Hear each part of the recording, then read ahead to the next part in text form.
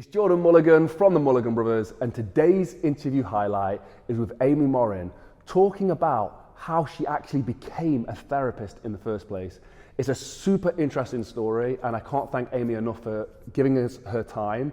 She is the author of the book, 13 Things Mentally Strong People Don't Do. And if that's something that you're interested in or something you want to look into, there is a link down below. And luckily, the sponsor of this video is that link, audible.com, where you can download 13 Things Mentally Strong People Don't Do by the author, Amy Morin, for free. If you use the link down below, you'll get the book for free. And you can try the audiobook and try a free trial of Audible as well. And also, it was sponsored today by Mulliganbrothers.com, where you can buy the Inspire Change t-shirts. But before that, let's hear this incredible story from Amy Morin. So what I would like to do, Amy, is have you explain how you got into therapy. Like from childhood, is there any way of looking back and connecting dots? When I was a kid, actually, I wanted to be a doctor. I was a pre-med major up until my first day of college, and then we had to dissect cats. And everybody else was really excited about it, except for me. And I realized I actually didn't want to be a doctor. I just loved the idea of being a doctor. So I thought, I want to help people, but I don't really necessarily want to do surgery on them. So I thought therapy was the next best option. Is, okay, how am I going to help people, but I'll focus on the mind. We'll do everything from the neck up. And decided then that that's what I wanted to do, fell in love with it, and decided to go to grad school and pursue a career as a therapist. And how would you describe that to somebody who doesn't know what therapy is? It's psychotherapy, right? How would you describe that? Some people think it's about solving people's problems or that we give them advice, but really it's about helping people better understand themselves. So they come in, sometimes they have a problem, a specific problem, like they're struggling with depression or they might have anxiety. Sometimes people are like, I feel like things that happened to me in my childhood affect me. I'm not reaching my greatest potential. What do I do? So it's really about having these conversations that help people see themselves a little bit differently. One of the big things we do in therapy is figure out what kind of beliefs somebody has. When they were a kid, maybe they thought they weren't good enough, and as an adult, they still hold on to that belief, and it plays out in all sorts of different areas of their lives. Or sometimes people will see themselves in a certain way, but then their behavior is different. And maybe we might point that out, kind of like a mirror, to say, hey, I hear you saying this, but this is the kind of behavior that I see. How do you make sense of that? Or at other times, people have a really specific goal. They come in and they say, I want to quit drinking, or I want to improve my marriage. What do I do about it? We come up with ideas, strategies, homework. People go home and they try those things, report back next week. But it's really about treating them like they're the expert on saying, how are we going to fix whatever's going on in your life? But it's up to you to decide what you want to try. Is it a thing that people need different approaches and different types of therapy? Or does everyone need the kind of same thing, like a broad stroke? Oh, that's a good question. So therapy, I don't think everybody needs therapy. I don't think we should say everybody has a therapist and you keep seeing a therapist for life, because I don't think it's necessarily helpful over the long term if people always see a therapist. Sometimes we need it for short term, sometimes we need it in different times in our lives. But the number one factor of whether or not people get better is their relationship with the therapist. It really doesn't matter as much whether the therapist, what kind of techniques they use or strategies. It's all about whether somebody trusts their therapist enough to open up and that they can receive that feedback and that they feel like they have an open, honest, therapeutic relationship with the person. And in a client therapy relationship, is it that you are trying to reach that goal that they have? And do you need to eventually tie that relationship off? Right, it's a strange position because we're working ourselves out of a job. And so you get people to come in, they trust you, and then at some point, and then you say goodbye. And that's really tough to do, because sometimes people were like, yeah, but I come in and I see you once a week. That's more than I might see my friends and my family, or I've been talking to you about things I've never talked to anybody else about before. So it's really a tough thing. But we practice then, how do you make it a healthy connection that maybe comes to an end? There are people that will sometimes come and see me for 6 months, and then 3 years later they come back for another 6 months, and they come back and forth, which is wonderful. And other people, I'm just in their lives for a little bit, and I never know the end of their story either. And with your own journey as a therapist, I wouldn't call it a straightforward journey. What was that like for you? Oh yeah, well, I started out as a therapist in rural Maine, in a small town, working with mostly kids at first, and thinking, okay, I learned all this stuff about mental strength in college, here we go. But when I was 23, which is about a year into my work as a therapist, my mom passed away.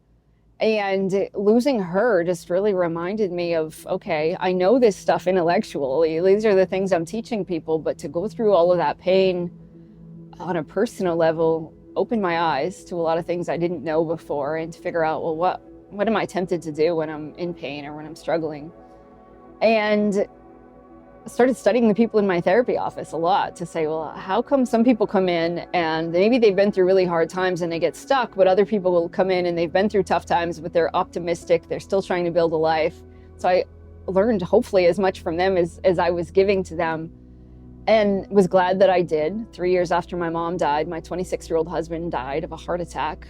Obviously at 26, you're not supposed to have a heart attack, and I never imagined I'd be widowed at 26. And then had to figure out, now how do I help other people deal with their problems when my own heart is broken? And it took a long time. It took years, I guess, for me to really feel like I was working on my own issues, which is a strange place to be, to say, here I am with a broken heart, trying to fix all of these unhealed emotional wounds in my own life, and yet I'm supposed to be helping other people at the same time. What was there a disconnect at the start? You had the tools and you'd been teaching people therapy and you'd been delivering therapy for people, but was there a disconnect in you know what to do, but you're not implementing it into your own life? Yeah, there's a big difference between knowing something and doing it. And so despite the fact that I knew, okay, when you're really, really sad, this is what you can do to help, or when you're grieving, our tendency is to go around it. Grief is horrible, it's awful. It affects everything from how you sleep to eating to interacting with people. Life is really, really tough when you're in the midst of grief. So our tendency is to go around it. I wanted to do the same thing. I wanted to distract myself. I just wanted to bury myself in the sand. I wanted to run away at the same time and then think, but I don't ever want my life to change. But everything was changing around me all at once. So I really had to say, okay, you know these things you're supposed to do, or there's certain things that you tell other people not to do. Now, how do you put them into play? How are you going to make this happen in life? And it took a lot of soul searching and a lot of hard work to get there. The last time we spoke, I did mention that throughout my own life, I'd been through a lot of grief. And I also might have said that recently as well, I'm in therapy as well because of that. But more recently, more grief has come up, and it's because I didn't handle it very well, I didn't deal with it very well. And I'm just wondering, for people who are going through grief, for people who are experiencing grief, what should they be doing? What shouldn't they be doing? What should they be avoiding? How should somebody deal with grief? You know, initially there are a lot of, if it's a loved one that you lost, and you have to do a lot of practical things, like you have to figure out what to do with their stuff, and you have to figure out, you know, how to cancel their cell phone plan. There's so many things that we feel like, okay, you have to be on autopilot for a little while sometimes. And that makes sense because you have to go through these things that are really hard to do. But then at some point you figure out, well, how do I now deal with this pain? And we don't talk much about grief, and as a society, it's not really discussed, and other people don't know what to do. Even to this day, I struggle when somebody says they've lost someone. What do you say? I'm sorry, and then it doesn't feel like enough. And people will try to cheer you up, and they'll try to be kind. And people sometimes say things that come across as quite insensitive, even though they don't mean them to be. And then sometimes people just want you to be happy, so they try to drag you out of the house to go do something fun and tell you that it's okay, you should be happy. And the truth is, whatever you feel is okay. If you feel guilty one minute and happy the next, that's normal. Grief tends to come in waves where you can tolerate it for a little while, and then you might have a moment of happiness, and then you feel guilty for being happy, and then you're sad, and then you're angry, and then different times of the year bring up different experiences for us too, whether it's a holiday or a vacation and somebody's not there, those happy moments when you want to call that person and you can't. So I think it's really about just honoring all of those things and not putting a timeline on it. We talk about stages of grief, which then sends people into this notion that you should have these really neat stages that you go through, and that when you're done with one, you go to the next. That's not how it happens. It's 2 steps forward, 1 step back, and that you don't necessarily go through all of these stages, or you don't go through them in any specific order. It's just kind of the human experience. And I wish we talked more about it, and that we felt more comfortable talking to friends and family and other people about what we're going through. But so often we feel guilty, or we don't want to make somebody else feel sad, so we don't bring it up. And then we don't know what to do. And a lot of people just end up suffering in silence.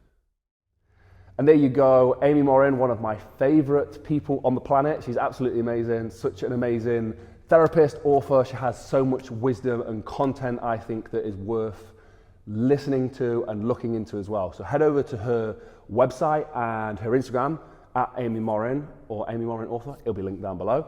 But she put some amazing stuff up there. Again, more free resources. Similarly to the link down below, the sponsorship of this video, audible.com, where you can buy Amy's book, or you can get Amy's book for free using the link down below and get the audio version of 13 Things Mentally Strong People Don't Do, which I must 100% recommend. Incredible book, something that really helped me as well. Comment down below if you've read it as well. If you've already read this book, let us know what which ones did you really resonated with you. I'd love to know. Today's video was also brought to you by Mulliganbrothers.com. If I said that, you can buy the Inspire Change t-shirts, help support this. It means we can fly out to Amy and film this. So thank you very much. If you want to see me fly out there and film this, go follow me on Instagram at Jordan Mulligan Brother. Comment, like, subscribe for the algorithm, do all that good stuff. But more importantly, share this. If you genuinely think this could help somebody, share this video to help inspire change around the world and keep this movement going. Thank you very much for watching. Have a blessed and productive day, and I'll see you in the next one.